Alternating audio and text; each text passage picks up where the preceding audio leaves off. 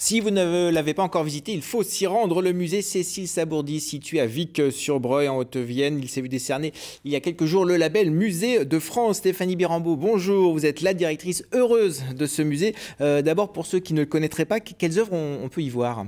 Eh bien, des œuvres très très variées parce qu'on essaye de réunir tous les atypiques et les inclassables de l'art, qui sont souvent autodidactes et incompris. On travaille avec un collectionneur qui les appelle hors piste. Le cœur du projet, c'est l'art naïf, mais on a des portes très ouvertes. Alors, ce label, cette appellation Musée de France, elle était difficile à obtenir. Quels étaient les critères ? Alors, des critères de base, de pouvoir conserver correctement la collection, de l'exposer au public le plus large, donc pas un entre-soi, d'avoir des actions en faveur de l'éducation, pour tous les publics, mais aussi les scolaires surtout, et puis d'avoir une politique scientifique, de pouvoir étudier. Alors, c'était un dossier qui était déposé depuis très longtemps ?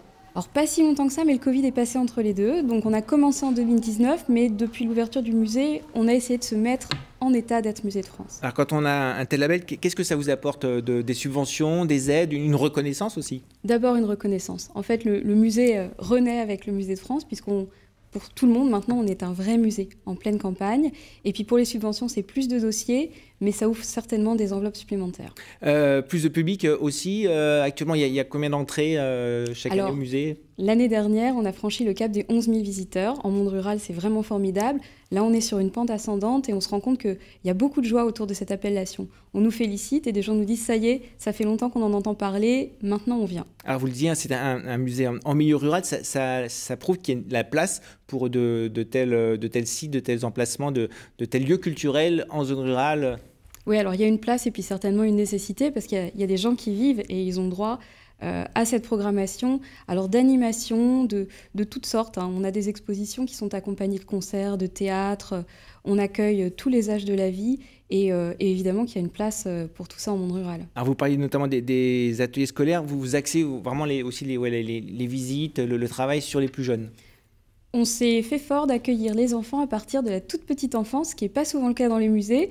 Et ce qu'on a voulu montrer, c'est qu'un musée, c'est un lieu convivial, de rencontre, de détente, où on peut parler, on peut même faire du bruit, parfois on arrive même à courir. Donc les petits-enfants sont les bienvenus chez nous. Avec leurs parents et leurs grands-parents, bien sûr. Actuellement, qu'est-ce qu'il y a comme exposition ? Quels sont les projets à venir ?